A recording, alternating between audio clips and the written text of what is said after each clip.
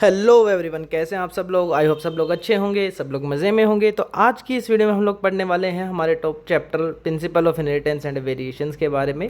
तो chapter starts करने से पहले कुछ हम टर्मिनोलॉजी देख लेते हैं कि सबसे पहले हमारे पास आता है कि जेनेटिक्स क्या होती है। देखिए, जेनेटिक्स वो ब्रांच ऑफ बायोलॉजी है जिसमें हम लोग इनहेरिटेंस ऑफ कैरेक्टर्स के बारे में पढ़ते हैं फ्रॉम पेरेंट्स टू ऑफस्प्रिंग। अब जेनेटिक्स में हम लोग पढ़ते हैं जीन्स के बारे में, जेनेटिक वेरिएशंस के बारे में, हेरिडिटी के बारे में। ठीक है, फिर आता है कि वेरिएशंस क्या होते हैं। देखिए, वेरिएशंस वो डिफरेंसेस है जो हमें एक पेरेंट और ऑफस्प्रिंग में देखने को मिलते हैं उनके बीच में।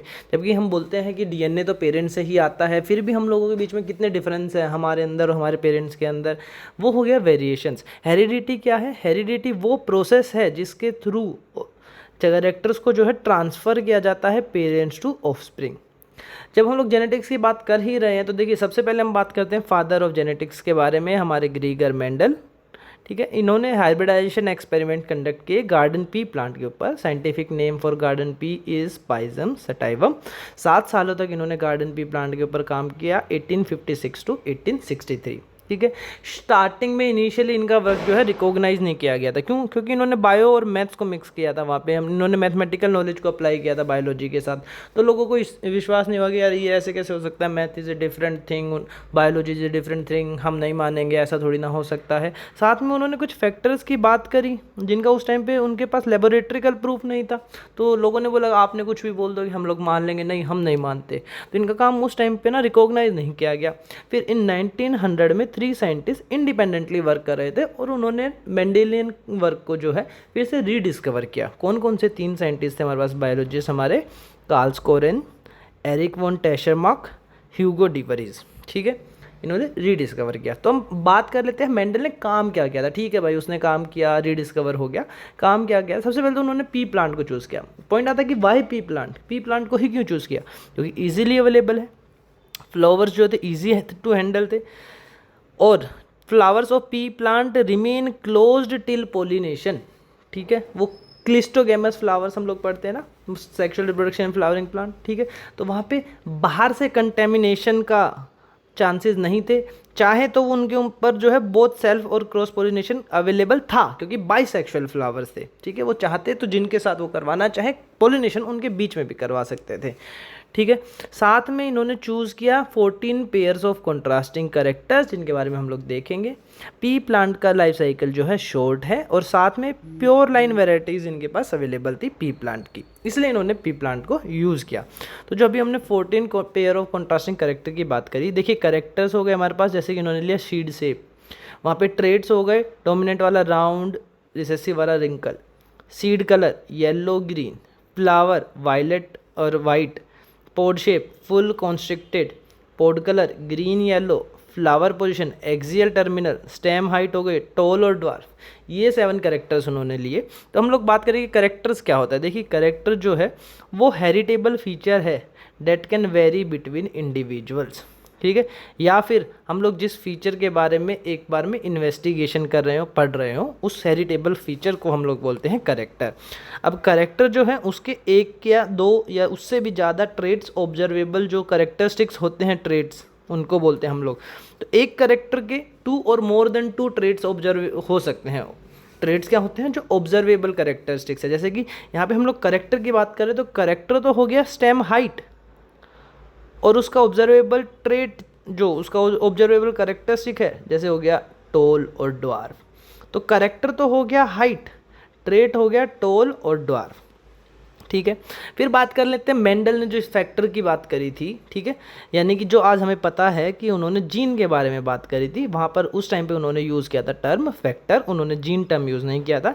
कि जीन क्या है? जीन एक यूनिट ऑफ हेरिडिटी है जो कि ट्रांसफ़र की जाती है पेरेंट्स टू ऑफस्प्रिंग में, और ये ही रिस्पॉन्सिबल होता है एक्सप्रेशन ऑफ पर्टिकुलर ट्रेट और करेक्टरिस्टिक्स। यानी कि जीन्स रिस्पॉन्सिबल होते हैं, फैक्टर्स रिस्पॉन्सिबल होते हैं expression of a particular trait और करेक्टरिस्टिक्स के बारे में। ठीक है, अब different genes resides on different locus on genome. Locus क्या होती है? लोकस जो है वो एक स्पेसिफिक पोजीशन है उस जीन की। फॉर एग्जांपल मैं दो अलग अलग होमोलोगस क्रोमोसोम्स ले लूँ, ठीक है, या फिर हम लोग अलग अलग क्रोमोसोम भी ले ले, तो यहाँ पर अगर मान लीजिए हेयर कलर अगर उसका करेक्टर और जीन यहाँ पर मिल रहा है तो दूसरे क्रोमोसोम में भी उसी पोजीशन पे मिलेगा। तो लोकस जो है पोजीशन की बात की जा रही है। फिर बात कर लेते हैं कि अलील्स क्या है। अलील्स जो है different form of same gene है that can result in variations. Allele जो है different form of same gene है। अब अलील्स जो है आपको, अगर हम लोग एक होमोलोगस क्रोमोसोम ले लें, एक क्रोमोसोम और दो क्रोमोसोम, होमोलोगस क्रोमोसोम, अलील जो है उन दोनों पर, अब देखिए अलील्स में बात कर रहा हूँ different form of same gene, तो सेम जीन तो सेम लोकस पे मिलेगा, ठीक है, अलील अलग अलग हो सकता है। तो अलील जो है वो दोनों है ना सेम लोकस पे मिलते हैं होमोलोगस क्रोमोसोम्स के, ठीक है। अब अलील्स हमने बोला कि different form of same gene can result in variations in trait. जैसे कि हमने एक ट्रेट पढ़ा था टोल, उसके लिए अलील था कैपिटल टी। एक हमने पढ़ा था ड्वार्फ, जिसके लिए अलील था स्मॉल टी। ऐसे ही फॉर एग्जांपल मान लो फ्लावर कलर की बात कर लेते हैं कि अलील फॉर ऑरेंज मान लो हमारे पास हो गया स्मॉल आर, तो अलील फॉर येलो फ्लावर्स है कैपिटल आर। तो दोनों है सेम करेक्टर के लिए, फ्लावर कलर के लिए। अलील्स डिफरेंट है तो ट्रेट अलग अलग आ रहा है, एक में ऑरेंज कलर आ रहा है, एक में येलो कलर आ रहा है।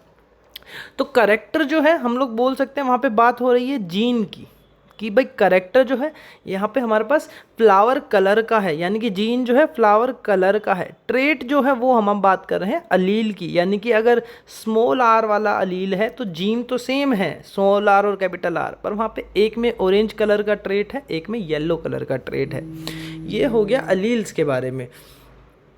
फिर हम लोग बात कर लेते हैं कि डोमिनेंट अलील और रिसेसिव अलील क्या होता है। देखिए डोमिनेंट अलील वो होता है जो कि अपना फिनोटाइप ना शो करेगा जब भी वो पेयर्ड कंडीशन में, हम लोग देखेंगे अभी, ठीक है, अगर वो होमोजाइगस भी है और हिट्रोजाइगस हो, तब दोनों कंडीशन में ही जो करेक्टर आपको देखने को मिलेगा, जो ट्रेट आपको देखने को मिलेगा, वो अलील जो होगा डोमिनेंट अलील होगा, भले ही वो हिट्रोजाइगस कंडीशन में, फिर भी जो आपको ट्रेट देखने को मिल रहा है।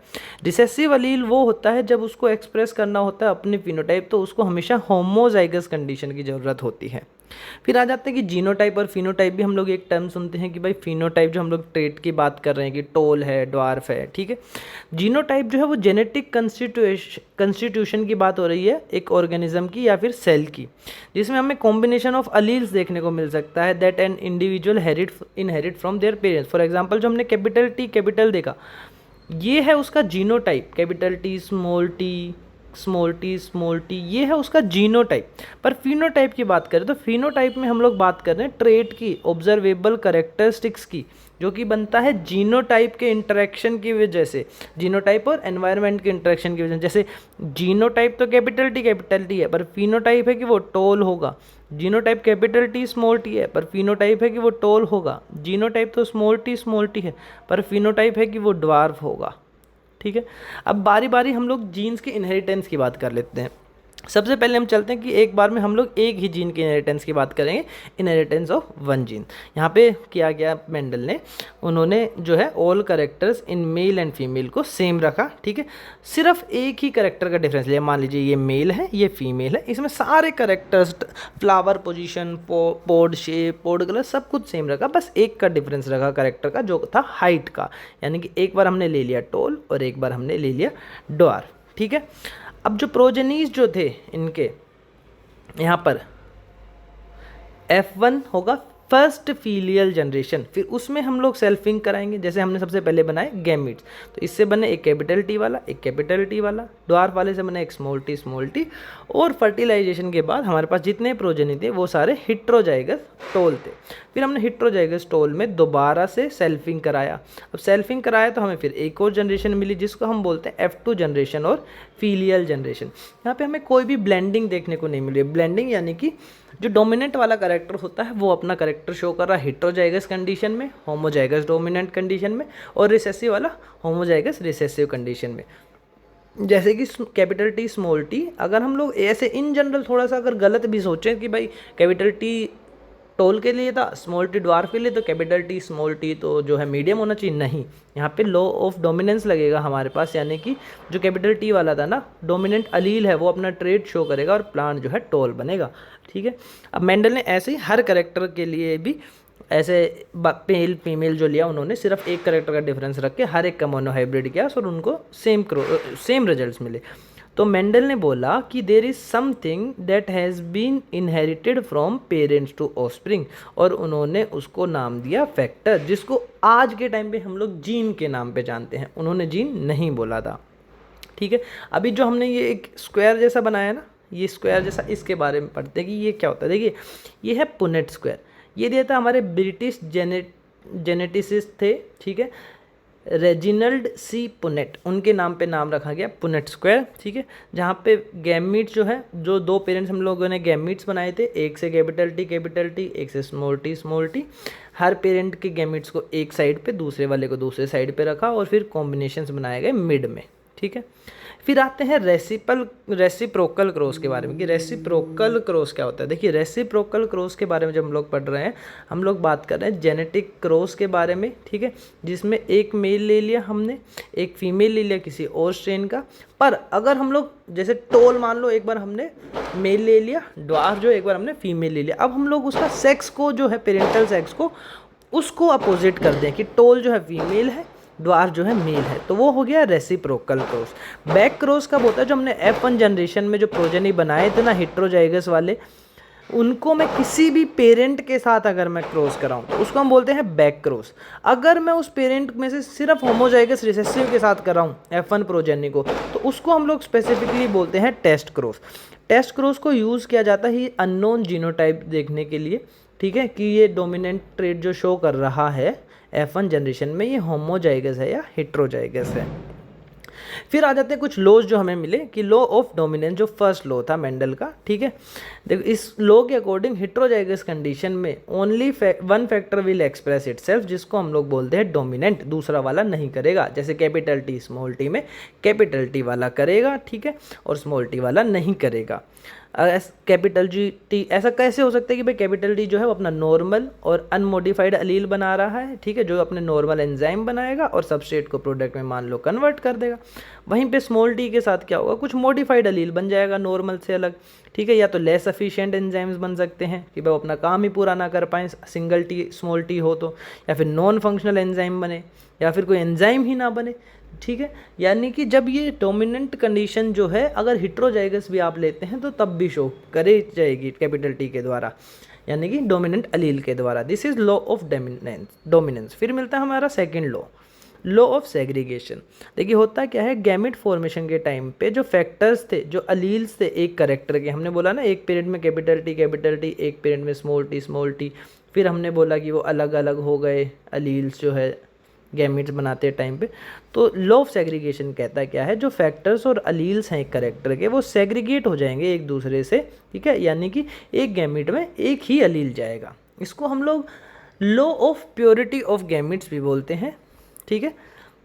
यानी कि होमोजाइगस पेरेंट जो हमेशा सिमिलर गैमेट बनाएगा, जैसे कैपिटल टी हमेशा कैपिटल टी वाले गैमेट्स बनाएगा, वहीं पे हेट्रोजाइगस जो है वो डिफरेंट गैमेट्स बनाएगा, एक में कैपिटल टी एक में स्मॉल टी। ये तो हो गई मेंडल के काम की बात, ठीक है। साथ में अभी हम लोग यहीं पर ही कुछ एक्सेप्शंस पढ़ लेते हैं मेंडेलियन प्रिंसिपल के, जो कि हमारे पास इनहेरिटेंस ऑफ वन जीन से ही रिलेटेड हैं, ठीक है। सबसे पहले आता है हमारे पास इनकम्प्लीट डोमिनेंस, जिसमें कि कोई भी अलील जो है कंप्लीटली डोमिनेंट नहीं है। जो हमने लॉ ऑफ डोमिनेंस में पढ़ा था वो यहाँ पे काम नहीं कर रहा, ठीक है। तो इंटरमीडिएट फिनोटाइप बन जाता है। ये हमें कहाँ देखने को मिलता है, हमारा स्नैपड्रैगन फ्लावर जो है उसके कलर में, स्नैपड्रैगन प्लांट के फ्लावर कलर में, या फिर मिराबिलिस जलापा है उसके फ्लावर कलर में देखने को मिलता है। देखिए होता क्या है, रेड कलर जो है वो डोमिनेंट है, कैपिटल आर अलील से डिनोट कर लिया, वाइट कलर जो रिसेसिव है उसको स्मॉल आर से कर लिया। तो जब हेट्रोजाइगस बनता है कैपिटल आर स्मॉल आर, तो according to law of dominance तो रेड बनना चाहिए था, पर यहाँ पर एक इंटरमीडिएट करेक्ट और फिनोटाइप आ गया हमारे पास, पिंक फ्लावर, ठीक है। यानी कि F1 जनरेशन में हमें सारे पिंक मिले। जब हम लोग F2 जनरेशन पे गए तो हमको देखने को मिला, तो वहाँ पे हमारे पास रेड फ्लावर भी है, पिंक फ्लावर भी है, ठीक है। तो यहीं पे हम लोग बात करते हैं कि जीनोटिपिक रेशो, यानी कि हमें कितने टाइप के जेनेटिक कॉम्बिनेशंस वहाँ पे देखने को मिले। तो एक नॉर्मल अगर मैं फिनोटाइप इसकी क्रॉस की मैं बात करूँ, मेंडल के, जिसमें मेंडल ऑफ डोमिनेंस भी फॉलो हो रहा है, वहाँ पे F2 जनरेशन में हमारे पास 3 टोल थे, एक तो होमोजाइगस वाला, 2 हिट्रोजाइगस वाले, ठीक है, और एक ड्वार्फ था होमोजाइगस रिसेसिव वाला। वहीं पे जीनोटाइप की बात करें, एक था हमारे पास कैपिटल टी, एक था स्मॉल टी, और 2 थे हमारे पास कैपिटल टी स्मॉल टी। पर यहाँ पर इनकम्प्लीट डोमिनेंस में देखिए, यहाँ पे हमारे पास फिनोटाइप भी 1, 2 पिंक हो गए और एक वाइट हो गया। फिनोटाइप भी 1 to 1 मिल रहा है और जीनोटाइप भी कैपिटल आर, हेट्रोजाइगस वाले 2 और स्मॉल आर, यानी कि 1 to 1। फिनोटिपिक और genotypic ratio of F2 same है। फिर आता है कोडोमिनेंस। कोडोमिनेंस में होता क्या है, जो दोनों अलील्स हैं वो इक्वली एक्सप्रेस करेंगे खुद को हेट्रोजाइगस कंडीशन में। इंस्टेड ऑफ एक इंटरमीडिएट बनाने के जगह पे या फिर लो ऑफ डोमिनेंस दिखाने की जगह पे वो क्या बोलेंगे, भाई हम दोनों अपना काम अलग अलग करेंगे, हम दोनों अपने कैरेक्टर शो करेंगे।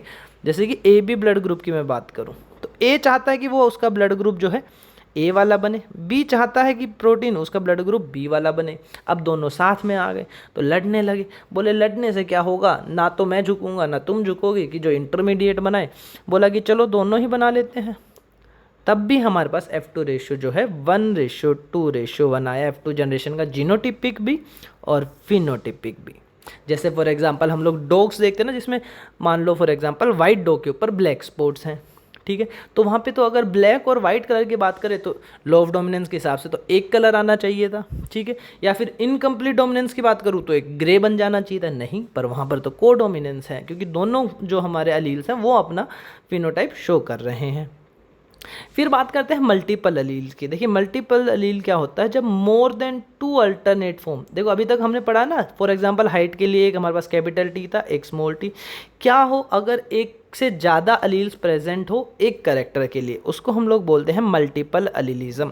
अब मल्टीपल अलीलिज्म जो है हमें पॉपुलेशन में ही दिखाई देगा और जीन जो है अगेन सेम लोकस पे ही मिलेगा। जीन के लोकस में डिफरेंस नहीं है, अलील्स अलग अलग हैं, पॉपुलेशन में देखने को मिलेंगे। क्योंकि एक ह्यूमन की अगर मैं बात कर लूँ फॉर एग्जांपल, या किसी एक ऑर्गेनिज्म की बात करूँ, तो उसमें तो वन टाइम पे हमें 2 ही अलील्स देखने को मिलते हैं। फॉर एग्जांपल मान लो हमारा आई कलर हो गया, ह्यूमंस में कितने सारे डिफरेंट आई कलर हैं हमारे पास। अब करेक्टर तो आई कलर है, बट ट्रेड जो इतने अलग अलग डिफरेंट कलर आ रहा है, किसी में ब्लू, किसी में ग्रीन, किसी में ब्राउन, किसी में ब्लैक, किसी में ग्रे, ठीक है।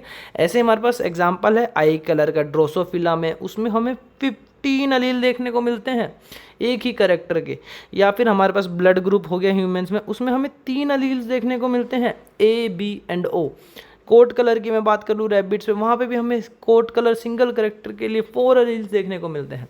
अब देखो ह्यूमन ब्लड ग्रुप की बात कर लेते हैं, हमने बोला ना 3 अलील्स मिलते हैं, कौन कौन से, ए बी एंड ओ।